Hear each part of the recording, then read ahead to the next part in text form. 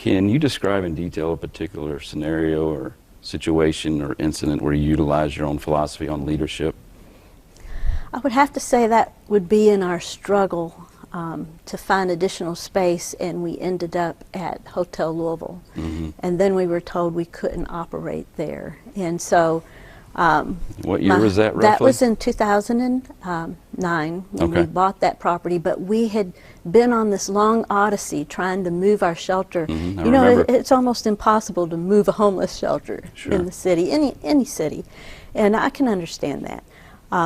But when we finally purchased Hotel Louisville at a foreclosure auction and then were denied the right to move in, my husband said to me, you know, we're not going to be able to do this. We can't fight City Hall. We're not going to make it here. And at that moment, I was just at the breaking point. And I said, you know, I'm so tired of being pushed around. We are going to dig our heels in. We're going to fight this. And wherever it goes, it goes. And so we did that. We ended up literally having to fight City Hall.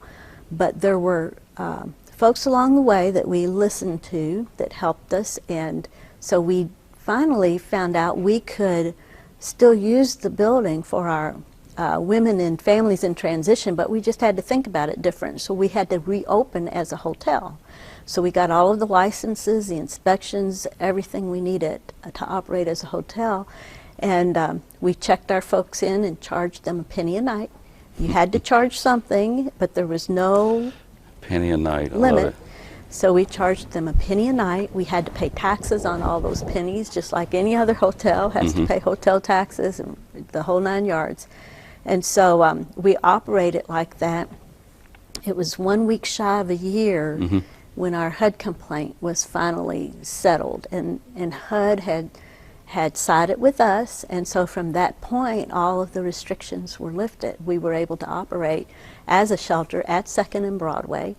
I think we've been a very good addition there. We took what was a rundown hotel and we've made it into a viable organization. And so along the way, we learned the expenses in a 12-story hotel are very high. And when we first got the first utility bills, I looked at Tim and I said, we're going to have to do something more. We can't afford to stay here. And so at that point, you know, we were still on the Holiday Inn website, believe it or not. Oh, the address? Yes, and so travelers would stop. And we thought, well, that would be for some interesting stories. Yeah, we've got 4.5 floors that we're not using for anything. We'll try it. And so we started opening some floors to the public. And then people who used to have events there started coming back and saying, you know, we'd love to use the ballroom again. We have 3 beautiful ballrooms, and we thought, well, you know, we're used to cooking large amounts of food every day, so we'll try that. And so now we have hotel rooms we rent to the public. We have 3 beautiful ballrooms that we rent out. We do over 300 banquets a year, including wedding receptions, all sorts of things.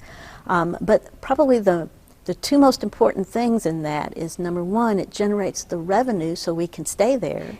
And number 2, it provides a unique training opportunity for the women who are in our program. Many of them had never held a legitimate job.